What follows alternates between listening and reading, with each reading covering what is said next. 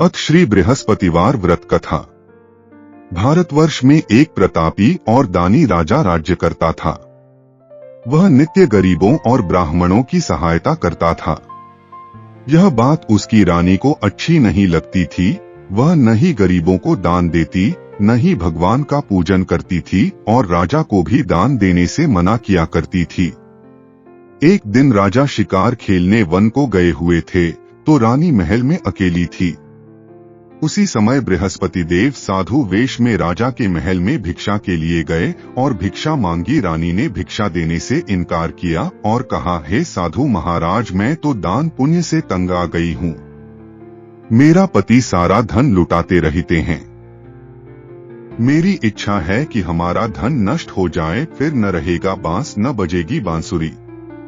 साधु ने कहा, देवी तुम तो बड़ी विचित्र हो। धन संतान तो सभी चाहते हैं, पुत्र और लक्ष्मी तो पापी के घर भी होने चाहिए। यदि तुम्हारे पास अधिक धन है तो भूखों को भोजन दो, प्यासों के लिए प्याऊ बनवाओ, मुसाफिरों के लिए धर्मशालाएं खुलवाओ। जो निर्धन अपनी कुंवारी कन्याओं का विवाह नहीं कर सकते, उनका विवाह करा दो। ऐसे और कई काम हैं जिनके करने से तुम्हारा यश लोक परलोक में फैलेगा। परंतु रानी पर उपदेश का कोई प्रभाव न पड़ा। वह बोली, महाराज आप मुझे कुछ न समझाएं। मैं ऐसा धन नहीं चाहती जो हर जगह बांटती फिरूं। साधु ने उत्तर दिया, यदि तुम्हारी ऐसी इच्छा है तो तथास्तु। तुम ऐसा करना कि बृहस्पतिवार को घर लीपकर पीली मिट्टी से अपना सिर धोकर स्नान करना, भट्टी चढ़ाकर कपड़े धोना। ऐसा करने से आपका सारा धन नष्ट हो जाएगा। इतना कहकर वह साधु महाराज वहां से आलोप हो गए। साधु के अनुसार कही बातों को पूरा करते हुए रानी को केवल 3 बृहस्पतिवार ही बीते थे कि उसकी समस्त धन संपत्ति नष्ट हो गई। भोजन के लिए राजा का परिवार तरसने लगा। तब एक दिन राजा ने रानी से बोला कि हे रानी, तुम यहीं रहो, मैं दूसरे देश को जाता हूँ, क्योंकि यहाँ पर सभी लोग मुझे जानते हैं। इसलिए मैं कोई छोटा कार्य नहीं कर सकता। ऐसा कहकर राजा परदेश चला गया। वहां वह जंगल से लकड़ी काटकर लाता और शहर में बेचता। इस तरह वह अपना जीवन व्यतीत करने लगा। इधर राजा के परदेश जाते ही रानी और दासी दुहखी रहने लगी। एक बार जब रानी और दासी को 7 दिन तक बिना भोजन के रहना पड़ा तो रानी ने अपनी दासी से कहा, हे दासी, पास ही के नगर में मेरी बहन रहती है। वह बड़ी धनवान है। तू उसके पास जा और कुछ ले आ, ताकि थोड़ी बहुत गुजर बसर हो जाए। दासी रानी की बहन के पास गई। उस दिन गुरुवार था और रानी की बहन उस समय बृहस्पतिवार व्रत की कथा सुन रही थी। दासी ने रानी की बहन को अपनी रानी का संदेश दिया, लेकिन रानी की बड़ी बहन ने कोई उत्तर नहीं दिया। जब दासी को रानी की बहन से कोई उत्तर नहीं मिला तो वह बहुत दुखी हुई और उसे क्रोध भी आया। दासी ने वापस आकर रानी को सारी बात बता दी। सुनकर रानी ने अपने भाग्य को कोसा। उधर रानी की बहन ने सोचा कि मेरी बहन की दासी आई थी, परंतु मैं उससे नहीं बोली, इससे वह बहुत दुखी हुई होगी। कथा सुनकर और पूजन समाप्त करके वह अपनी बहन के घर आई और कहने लगी, हे बहन, मैं बृहस्पतिवार का व्रत कर रही थी। तुम्हारी दासी मेरे घर आई थी, परंतु जब तक कथा होती है तब तक न तो उठते हैं और न ही बोलते हैं, इसलिए मैं नहीं बोली। कहो दासी क्यों गई थी? रानी बोली, बहन तुमसे क्या छिपाऊं, हमारे घर में खाने तक को अनाज नहीं था। ऐसा कहते कहते रानी की आंखें भर आई। उसने दासी समेत पिछले 7 दिनों से भूखे रहने तक की बात अपनी बहन को विस्तार पूर्वक सुना दी। रानी की बहन बोली, देखो बहन, भगवान बृहस्पति देव सबकी मनोकामना को पूर्ण करते हैं। देखो शायद तुम्हारे घर में अनाज रखा हो। पहले तो रानी को विश्वास नहीं हुआ, पर बहन के आग्रह करने पर उसने अपनी दासी को अंदर भेजा तो उसे सचमुच अनाज से भरा एक घड़ा मिल गया। यह देखकर दासी को बड़ी हैरानी हुई। दासी रानी से कहने लगी, हे रानी, जब हमको भोजन नहीं मिलता तो हम व्रत ही तो करते हैं, इसलिए क्यों न इनसे व्रत और कथा की विधि पूछ ली जाए ताकि हम भी व्रत कर सकें। तब रानी ने अपनी बहन से बृहस्पतिवार व्रत के बारे में पूछा। उसकी बहन ने बताया, बृहस्पतिवार के व्रत में चने की दाल और मुनक्का से विष्णु भगवान का केले की जड़ में पूजन करें तथा दीपक जलाएं, व्रत कथा सुने और पीला भोजन ही करें। इससे बृहस्पति देव प्रसन्न होते हैं। व्रत और पूजन विधि बताकर रानी की बहन अपने घर को लौट गई।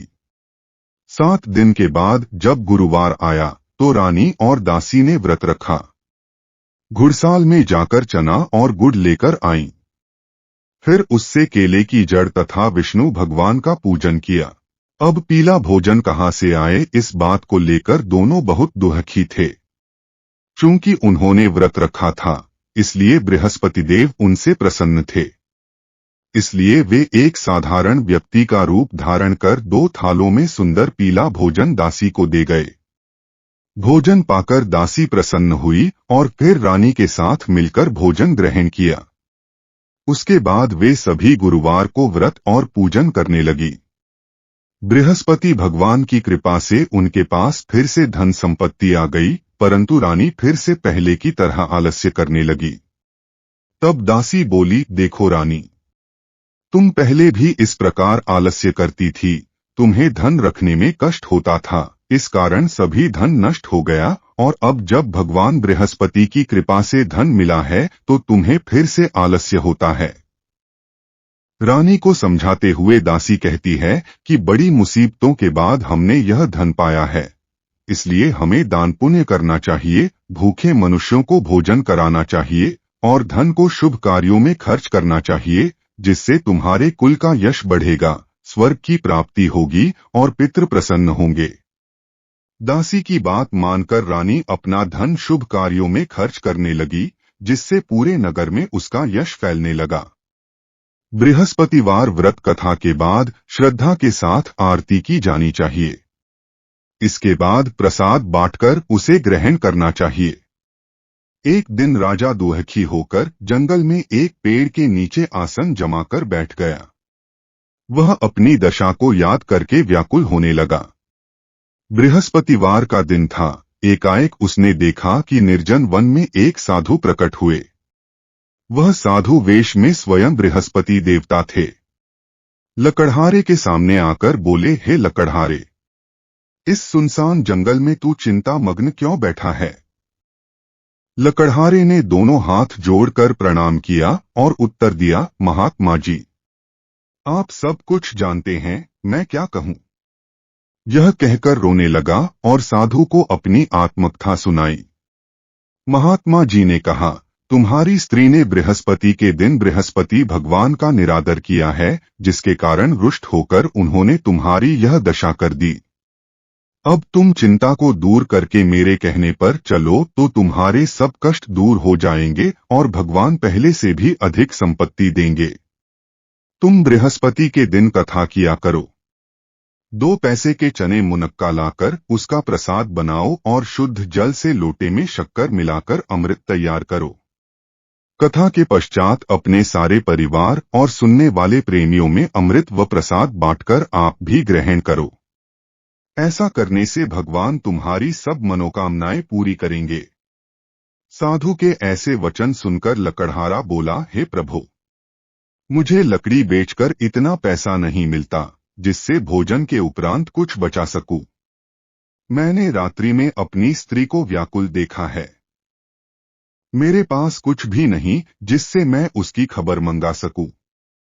साधु ने कहा, हे लकड़हारे, तुम किसी बात की चिंता मत करो।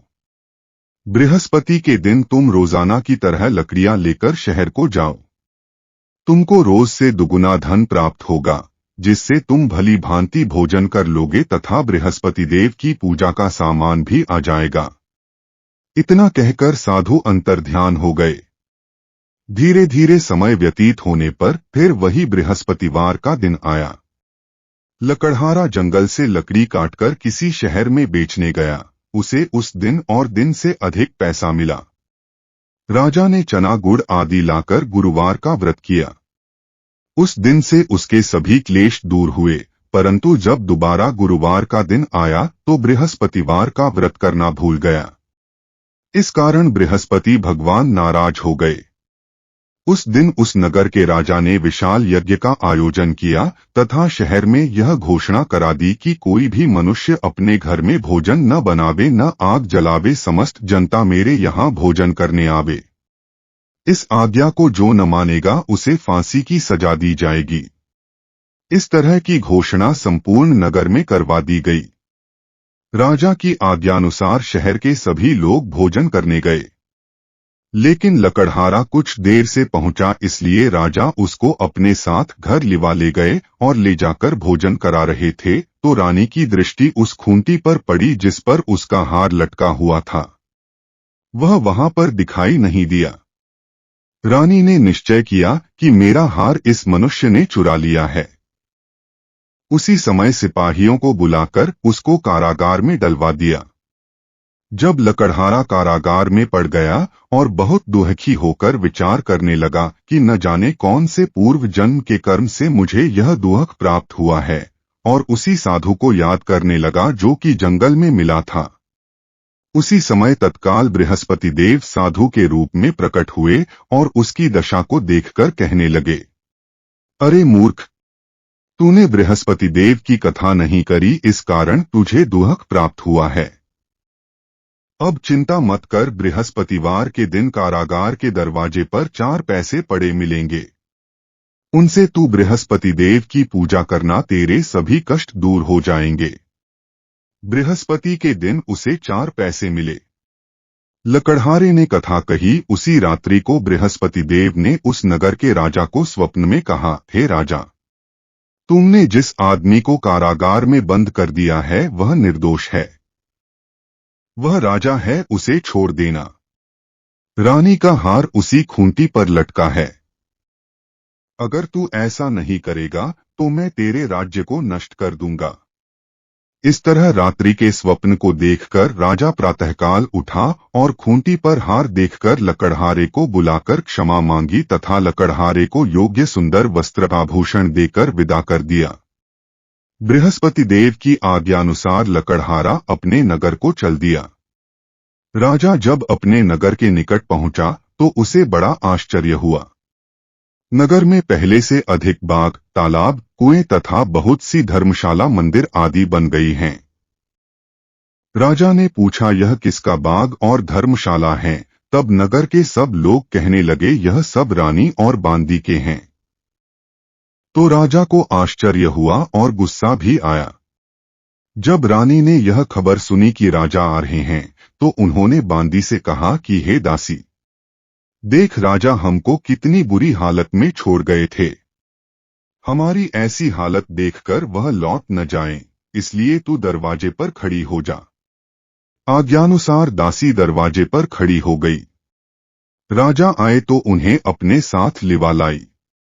तब राजा ने क्रोध करके अपनी रानी से पूछा कि यह धन तुम्हें कैसे प्राप्त हुआ है? तब उन्होंने कहा, हमें यह सब धन बृहस्पति देव के इस व्रत के प्रभाव से प्राप्त हुआ है। राजा ने निश्चय किया कि 7 रोज बाद तो सभी बृहस्पति देव का पूजन करते हैं, परंतु मैं प्रतिदिन दिन में 3 बार कहानी तथा रोज व्रत किया करूंगा। अब हर समय राजा के दुपट्टे में चने की दाल बंधी रहती तथा दिन में 3 बार कहानी कहता। एक रोज राजा ने विचार किया कि चलो अपनी बहन के यहाँ हो आवें। इस तरह निश्चय कर राजा घोड़े पर सवार हो अपनी बहन के यहाँ को चलने लगा। मार्ग में उसने देखा कि कुछ आदमी एक मुर्दे को लिए जा रहे हैं। उन्हें रोककर राजा कहने लगा, अरे भाइयों, मेरी बृहस्पति देव की कथा सुन लो। वे बोले, लो, हमारा तो आदमी मर गया है, इसको अपनी कथा की पड़ी है।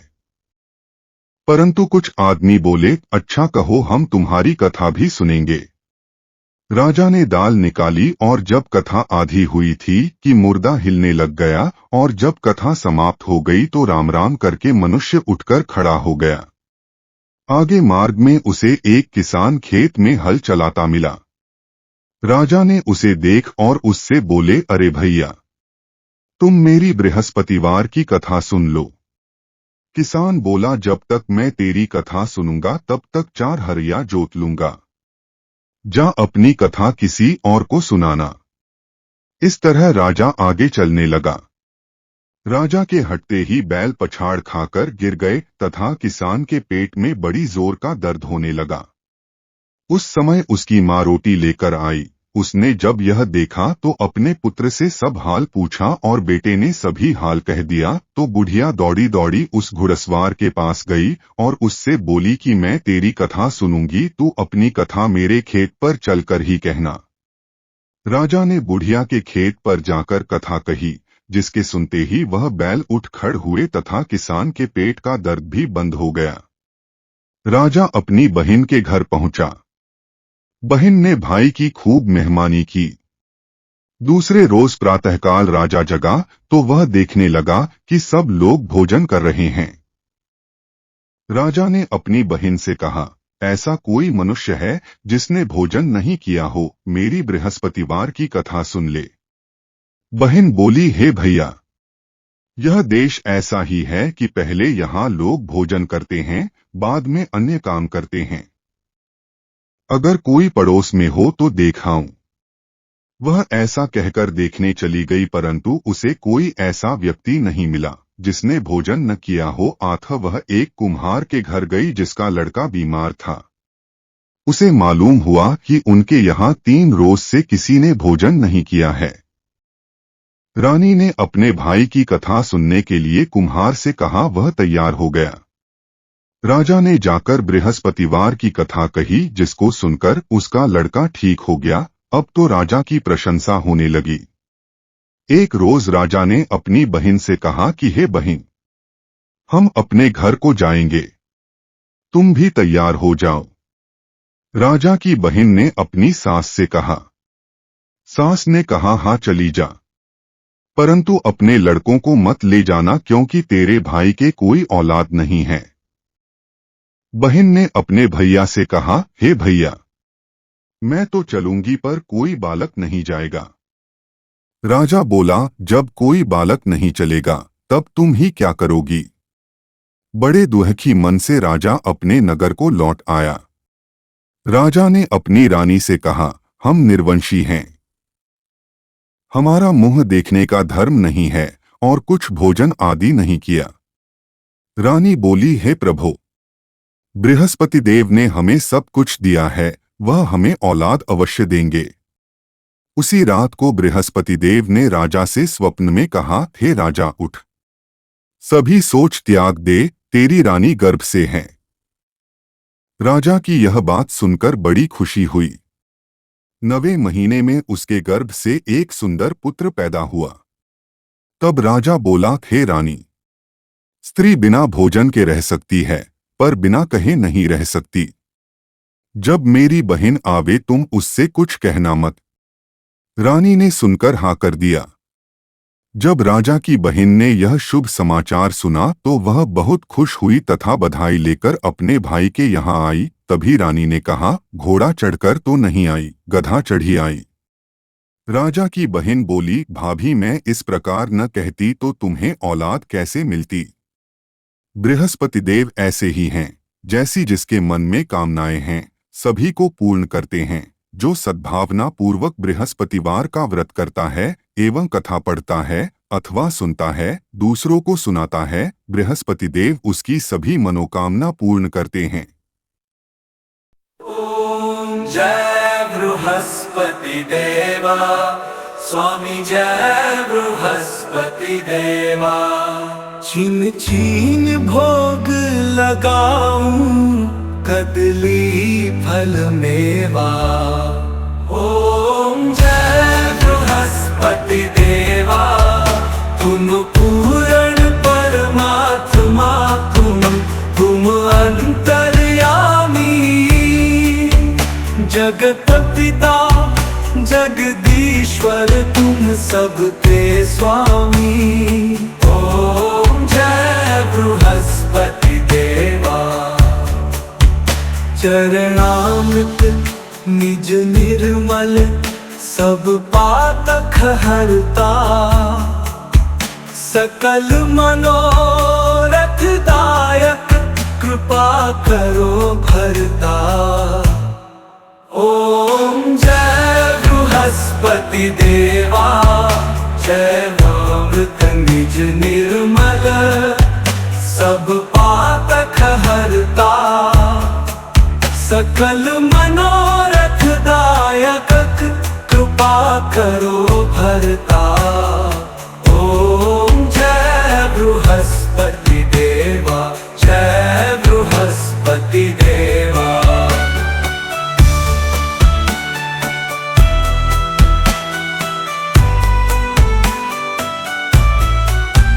तन मन धन अर्पण कर, जो जन शरण पड़े।